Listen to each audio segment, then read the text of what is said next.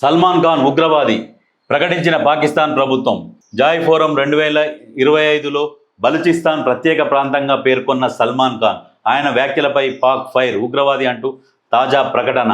Joy ఫోరంలా ఒక సమావేశంలో బలూచిస్తాన్ పాకిస్తాన్ అని అన్నాడు, మాట్లాడినప్పుడు దాన్ని బలూచిస్తాన్ అని మాట్లాడితే అది పాకిస్తాన్లో అంతర్భాగమే, సల్మాన్ ఖాన్ కావాలనే మాట్లాడుతున్నాడని చెప్పేసి ఈయన మీద టెర్రరిస్ట్ ముద్ర వేసిరు.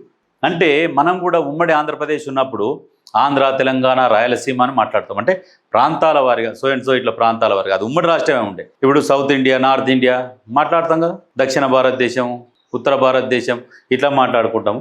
ఈయన మాట్లాడినందుకు ఈయన ఉగ్రవాదిగా ప్రకటించారట.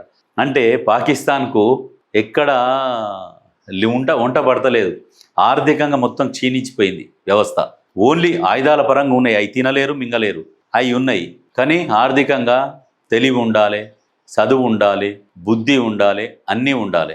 ఉంటే దేశాన్ని పరిపాలించేటోళ్ళు కూడా సరైన వ్యక్తులు ఉంటే డెవలప్ అవుతుంది. ఎంతసేపటికి టెర్రరిస్టులకు ప్రోత్సహించి వాళ్ళకు పెట్టుబడులు పెట్టుకుంటూ పోతే లాస్ట్కు దేశం అడుక్క తినే పరిస్థితికి వచ్చింది. అంటే మన దేశాలు కూడా నాయకులు పరిపాలించేటోళ్ళు కొంచెం అవగాహన బాగా ఉండాలి.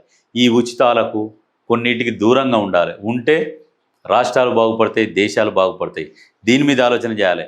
కొంతమంది మాట్లాడతారు, మాకు ఇయ్యలేదు, ఇంక ఈ రాలేదు, ఇయ్యలేదు అంటే ఏడికెళ్ళి మియ్యి గుంజి మీకే పెడతారు. వాళ్ళకి తెలియదు మాకు అది ఇయ్యలే, ఇంకా ఇది ఇయ్యలే, మొత్తం ఏదో దాపెట్టినట్టు మియ్యే గుంజి మీకు ఇస్తారా నాయన. అది ఎన్నడూ తెలుసుకుంటే అప్పుడు దేశం బాగుపడుతుంది. వాళ్ళకి ఏటూ దిక్కు లేకో ఇట్లాంటి వాళ్ళ మీద అన్ని అబండాలు వేస్తూ ఉంటారు.